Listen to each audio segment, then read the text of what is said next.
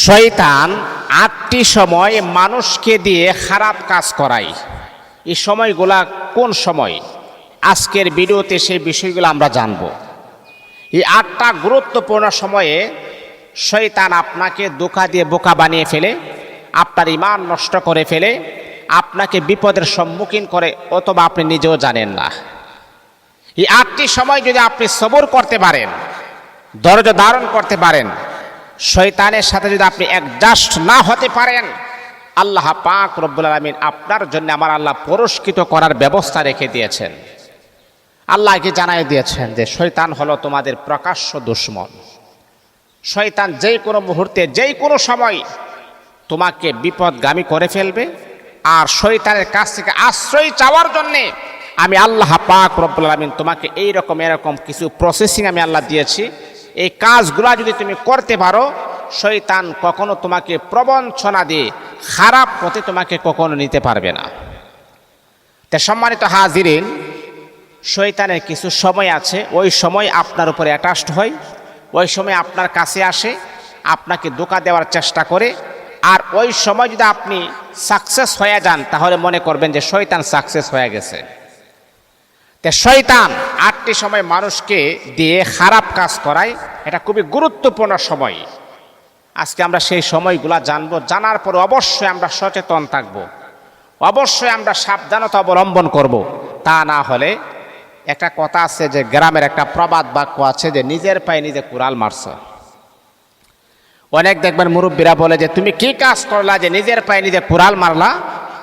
তো এই জন্যে বাবা, এই ৮টি সময় যদি আপনি সাবধানতা অবলম্বন না করেন, তাহলে বোঝা গেল যে নিজের পায়ে নিজে আপনি কুড়াল মেরে দিয়েছেন। ১ নাম্বার হলো শয়তান কোন সময় আপনাকে দিয়ে খারাপ কাজ করে। এর ভিতরে ১ নাম্বার হলো রাগের মুহূর্তে। আপনার প্রচণ্ড রাগের সময় মানুষকে এমন কাজ করায়, এমন অন্যায় অপরাধ করায়, যার কারণে এই জিনিসটা পরে ফিরে আসতে অনেক কঠিন হয়ে যায়। মনে করেন স্বামী আর স্ত্রীর ঝগড়া লাগছে, স্বামী কথার কাউন্টার দিচ্ছে, আবার স্ত্রীও কথার কাউন্টার দিচ্ছে। শয়তান মাঝখানে এসে আপনাদের দুজনকে বাতাস করে, আরো বল, আরো বল, আরো বল। এক পর্যায়ে স্বামীর রাগ, প্রচন্ড পরিমাণে স্বামীর রাগটা বেড়ে গেছে, স্ত্রী থামতেছে না। তখন দেখবেন শয়তান তারে বাতাস করা শুরু করে যে বল, তারে তালাক দিয়ে দে। স্বামী বেচারা বলে, তুমি কিন্তু বেশি বেড়ে গেছো, আরেকটা কথা বলবা তোমাকে আমি ছেড়ে দিব। স্ত্রীও কন্ট্রোলে নাই। তখন স্বামী রাগের অবস্থায় কি করলেন? শয়তানের প্রবঞ্চনায় পড়ে রাগের সময় রাগটাকে কন্ট্রোল করতে পারে নাই। আর ওই সময় আপনি ৩ কথা দিয়ে বলে ফেলেছেন, বাবারে, আপনার স্ত্রীকে ৩ কথা বলার কারণে চিরতরে আপনার স্ত্রী আপনার জন্য হারাম হয়ে গিয়েছে। রাগের সময় নিজেকে কন্ট্রোল করা, এটাই হচ্ছে মুমিনের লক্ষণ। ওয়ালিকাযিমিনাল গায়জ। আল্লাহ পাক রব্বুল আলামিন কোরআনুল কারীমের ভিতরে আমার আল্লাহ সুন্দর করে জানায়া দিয়েছেন, যারা মুমিন তাদের রাগ হবে একমাত্র শুধুমাত্র কেবলমাত্র আল্লাহর জন্য, তাদের অভিমানটাও হবে আল্লাহর জন্য, তাদের ভালোবাসা হবে আল্লাহর জন্য, রাগটাও হবে আল্লাহর জন্য। দুনিয়ার কোনো স্বার্থের জন্য তাদের রাগ হবে না, দুনিয়ার কোনো বেনিফিট পাওয়ার জন্য তাদের রাগ হবে না। এ বন্ধুরে আমার, স্বামী আর স্ত্রী যখন ঝগড়া যখন লাগলেন রে বাবা, ছোটোখাটো বিষয় না, ঝগড়া লাগার পর যখন এত বড় হয়ে যায়, আর আপনি যদি রাগের মাথায় স্ত্রীকে যদি আপনি ৩ তালাক দিয়ে দেন, তাহলে সারা জীবনের জন্য আপনার হালাল স্ত্রী কিন্তু আপনার জন্য হারাম হয়ে গেছে। শয়তান সাকসেস। তখন আপনি যদি ওই স্ত্রীর সাথে রাতের বেলা ঘুমান, যে সন্তান হবে অবৈধ সন্তান হবে।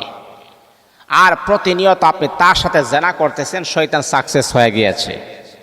তো এই জন্যে রাগের সময় শয়তান মানুষকে দিয়ে অন্যায় কাজ করায়, খারাপ কাজ করার। আর ওই সময় আপনি ধৈর্য ধারণ করবেন। রাগের সময় একেবারে কন্ট্রোল থাকবেন, কোনো কথা বলবেন না, একেবারে চুপ থাকবেন, কন্ট্রোলে থাকবেন। ইনশাআল্লাহ আল্লাহ পাক রব্বুল আলামিন আপনি ওই সময় যদি ধৈর্য ধারণ করতে পারেন, ওই সময় যদি আপনি অ্যাক্টিভ থাকতে পারেন, আল্লাহ পাক রব্বুল আলামিন দুনিয়া তো আপনাকে আমার আল্লাহ সফলতা দান করবেন, পরকালে আমার আল্লাহ মুক্তির ফায়সালা করে দেবেন ইনশাআল্লাহ। এটা হলো ১ নাম্বার। ২ নাম্বার হলো কঠিন অবস্থা আপনার চলতেছে, বিপদের সময় মানুষকে ধৈর্য হারাতে এবং ভুল সিদ্ধান্ত নিতে প্রভাবিত করে, একেবারে সে প্রবাচিত আপনাকে করবে। মানে একেবারে বিপদ আর বিপদ, সামনে পিছনে ডানে বামে কোনো রাস্তা নাই, একেবারে মুসিবতের ভিতর আপনি পড়ে গেছেন। ওই সময় আপনাকে মানে কঠিন অবস্থা আপনার চলতেছে, আপনাকে ধৈর্য ধরার যে একটা ক্যাপাসিটি সেটা সে দিবেন আপনাকে। কঠিন বিপদ, আল্লাহ পাক বিপদ আপদ বালা মুসিবত এইগুলা দিয়েই কিন্তু আপনাকে আমার আল্লাহ পরীক্ষা করবেন, জাস্টিফাই করবেন, দেখি যে আমার বান্দা কষ্ট থাকার পরে আমি আল্লাহকে কতটুকু ভালোবাসে।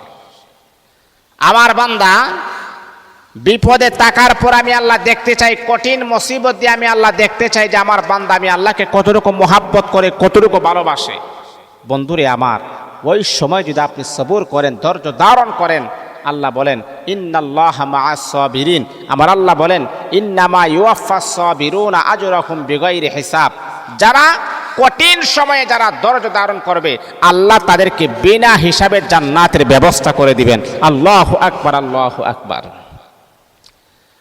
তাহলে বন্ধুরে আমার, যখনই আপনার সামনে কোনো বিপদ চলে আসবে, কঠিন অবস্থা যখন চলে আসবে রে বাবা, ধৈর্য হারা হবেন না, একেবারে ধৈর্য হারা হবেন না, সিদ্ধান্ত নিতে কখনো আপনি ভুলে যাবেন না।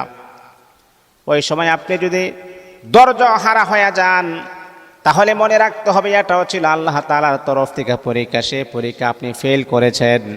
দুনিয়া তো আপনি ক্ষতিগ্রস্ত হবেন, মৃত্যুর পরে পরকালে আমার আল্লাহ আপনাকে ক্ষতিগ্রস্ত বানায়া দিবেন। তাহলে কঠিন বিপদের সময় শয়তান আমাকে আপনাকে দিয়ে খারাপ কাজ করায়, এটা হলো 2 নাম্বার।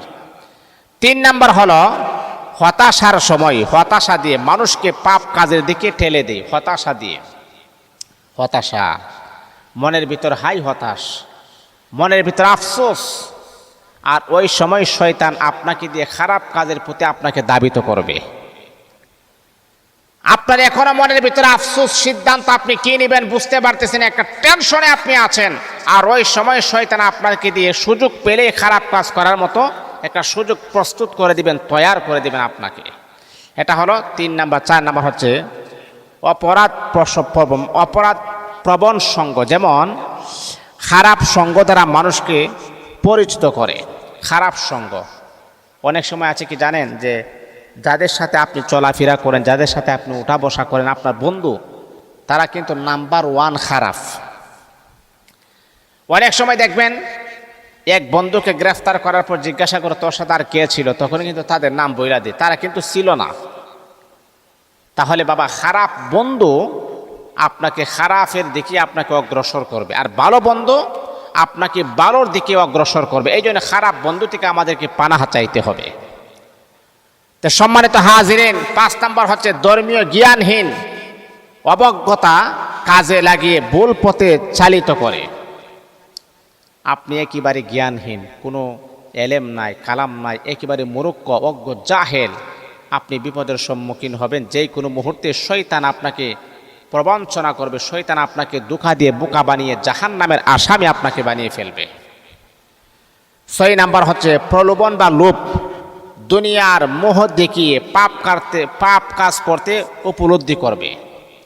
হব্বুদ দুনিয়া, দুনিয়ার মোহাব্বত রাসু কুল্লি খাতিয়াতিন, সমস্ত পাপের মূল হলো দুনিয়ার মোহাব্বত। আপনাকে দুনিয়ার লোভ লালসা দেখানো হবে, সুন্দরী নারী দেখানো হবে, এই যে দেখ কি সুন্দর নারী, একবার তাকাইলেন, ওই নারী যখন আপনার দিকেও তাকাইছে, তখন আপনারা 2 জনের একটা সম্পর্ক হয়ে গেছে। এই সম্পর্কটা কিন্তু শয়তান লাগাই দিছে।